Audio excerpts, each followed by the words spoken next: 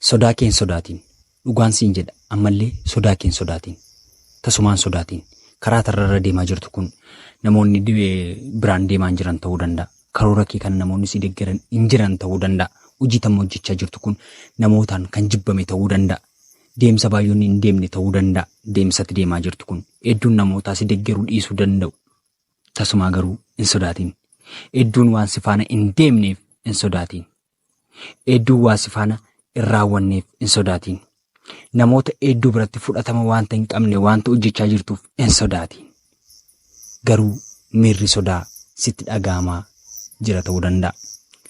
Humnoonni keessa keef ati wal lolaa jirti ta'uu danda'a. Namoonni hojjechaa jiranii, namoonni jiraataa jiranii jireenya kana akkamiin godha jettee of sodaachisaa jirta ta'uu danda'a. Dhugaan siin jedha garuu tasumaa hin sodaatiin. Sodaa keessa nama mo'achuuf garuu jalqaba ofitti araaramtee of beekuun sirra jiraata. Sodaa kana mo'uufoo akkan hin jiraanne kana, akkan hin gammanne, akkan hin jijjiiramne kan na godhu sodaa kana akkamiin of keessaa balleessa kan jedhuuf wanta tokkoon siin taphachiisa. Jaappaanonni qurxummii ho'aa reefuu fireeshii isaa bishaan keessaa reefuma kan ba'e nyaachuu jaallatu. Garuu rakkoo tokkotu ture. Bishaan dhiyoo isaanii jiru keessaati qurxummiin hin jiru ture. Bishaan naannoo isaanii jiru sana keessa qurxummiin hin jiru ture. Kanaaf immoo maal gochuu qabu? Fagoo deemanii galaanarra deemanii qurxummii kana qabuun dirqamatti ture. Yeroo kanatti qurxummii kana dhaqanii bakka fagootii qabatanii yoggaa deeban immoo turtii guyyaa muraasaa booda wanta achi ga'uuf qurxummiileen kun du'anii achi ga'u. Kanarra darbee immoo foolii ajaa qabu baasa waan ta'eef gatii madaalawaa isaanii baasuu hin dandeenye daldaltoota qurxummii kanaaf. Kanaaf immoo maal godhanii yoo ala kamiin deeman uummata isaanis gargaaranii ofii isaanis maallaqa gahaa argachuu akka qaban murteessan. Kanaafuu murtoo tokko murteessan. Inni illee xiinxalanii firiijii akka irratti hojjechuu qaban yaadan markaba isaanii sanarratti yookaan yabalii isaanii sanarratti. Kana gochuuf immoo erga irratti fe'atanii booda ammallee qurxummii kana kiyyeessuuf ni deeman. Qurxummii kana dhaqanii erga fudhatanii firiijii keessa keewwatanii guyyoota muraasaa booda deebisanii iddoo uummataa rogeessan ammallee qurxummiin kun dilallaa'ee achi ga'e. Fireeshii ta'uu hin dandeenye. Gabii maallaqa amma yaadame gashuuf hin dandeenye. Kanaafuu maal gochuu qabna jedhanii yaadan ammallee.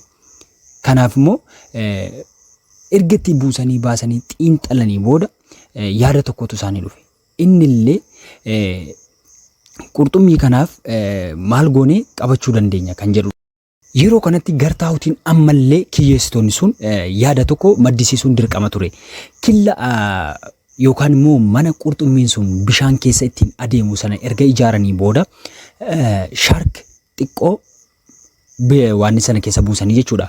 Mana bishaan sana keessatti ijaaran keessa dirqama qurxummoonni sun kan walitti qabamanii jiran keessa shaarki xiqqaa buusan.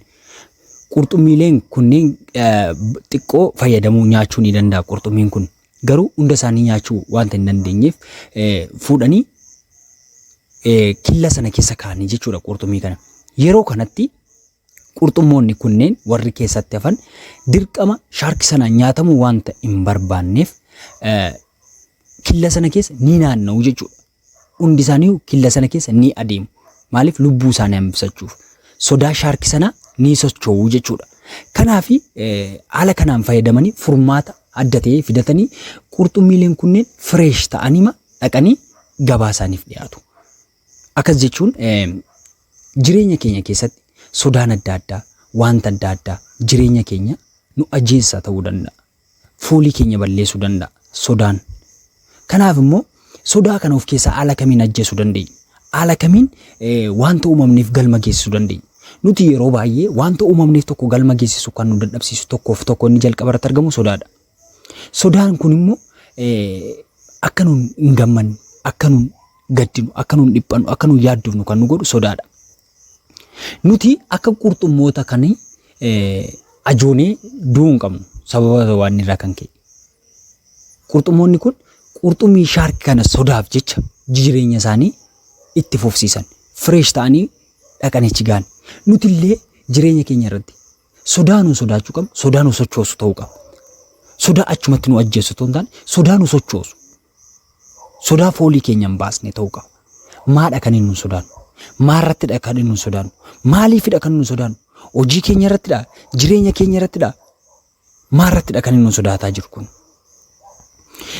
Jireenya keenya keessatti maatii keenyarraa, ollaa keenyarraa, jaalallee keenyarraa, fira keenyarraa jechoonni nu sodaachisan hedduun nutti gadhiifamuu danda'u. Namoota nun jaallannurraa jechoonni abdii nu kutachiisan nutti baay'achuu danda'u.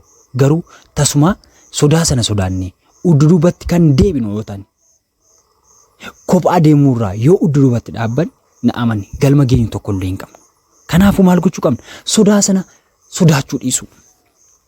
Yoo sodaa sana sodaachuu dhiisne galma barbaanne ga'uu dandeenya. Wanta barbaanne achiif gochuu dandeenya. Deemsa qofaa keessa waan jirtuuf hin sodaatin. Deemsa qofaa kee deemtu waan jirtuuf hin dhiphatin. Na amani arra namoonni hedduu deemsa kee ilaalanii si sodaachisuu danda'u. Yeroo jalqabaaf bilbilli hojjetame seexanatti odeessaa jedhe. Garuu turtii yeroo muraasa booda guutummaa addunyaa irra naannee konkolaataan jalqaba yeroo oomishame seexanata deemaa jedhe namni. Yeroo tuffatamaa ture garuu yeroo booda guutummaa namaaf fayyadame.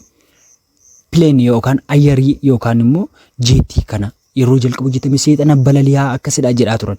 Garuu yeroo booda hundumti namaa yoo ittiin adeemuu jalqabe. Jireenya kee keessatti wanta haaraa tokko yeroo jalqabdu, wanta haaraa tokko yeroo eegaltu, wantoonni si sodaachisan yerooti waa eegaltu jechuun udduubatti deebisan hedduun sitti gadhiifamuu danda'u. Garuu kana sodaattee duduba deemuu hin qabdu. Deemsi kee kophaa yoo ta'eyyuu hin sodaatin. Wanta murteessuu qabdu murteessitee jijjiiramuu qabda. Kallattii itti deemtu kamiyyuu sodaattinnaan galma geessisuu hin dandeessu. Kanaafuu kallattii deemtu kamirrattiyyuu ofitti amanamummaatiin sodaa kee of keessaa balleessi. Wanta hojjechuu qabdu kan keessatti hojjechuurraa hin sodaatin. Yeroo baay'ee milkaa'ina baay'ee ga'umsa baay'ee irraa kan nama gadambise sodaadha waan ta'eef. Nama ta'uu qabdu sana ta'uurraa duubatti hin deebiin. Abdii hin kutatiin. Wanta gochuu qabdu irratti, wanta hojjetaa jirtu irratti, wanta karoorsaa jirtu irratti, wanta hojjechuuf jirtu irratti abdii yoo kutte galma geessurraa duubaaf ta'a waan ta'eef. Nuti yeroo baay'ee jechoonni abdii nu kutan, jechoonni akka nuuni galma hin geenye yeroo baay'ee nutti nu dhufu. Kun immoo kana ilaallee duuba deebina yoo ta'an sodaa keessa keenyaa sanaan dhiphannee yoo yaaddoofne bakkee teenyu yoo ta'e na amani akka qurxummii sanaa joon. Kanaafuu maal gochuu qabna? Sodaa sana mo'achuu qabna. Sodaa sana yoo najjeen sodaan sun nu nyaata. Sodaan sun nu liqimsa. Sodaan sun nus liqimsennaan immoo bara baraa garba taanee gadafna. Sodaa sana mo'uuf immoo jalqaba ofitti amanamummaa horachuu qabna. Sodaan adda baasnee beekuu qabna. Maarratti sodaan? Eenyuun sodaan?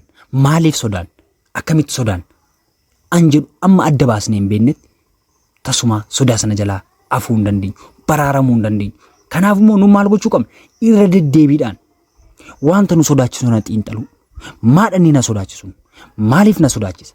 Maaldhaan kan jedhu adda baasnee yoo yaadne malee na amani waa tokko gochuu hin dandeenyu. Seenaa qurxummii kanarraa waa baay'ee hubatta jedhee nan yaada. Qurxummiin kun shaarkii nyaatamuu wanta hin barbaanneef socho'e. Atillee wanta sochootuuf qabdu adda baastee baruu qabda. Kanaafuu barnoota arraaraa akkasii waa baay'ee barattan abdii guddaa qaba. Waan alfaana turtaniif guddaa galatoomaa. Turtii gaarii. Yoo isin turre ta'e like, share, subscribe gochuun maatii keenya ta'a.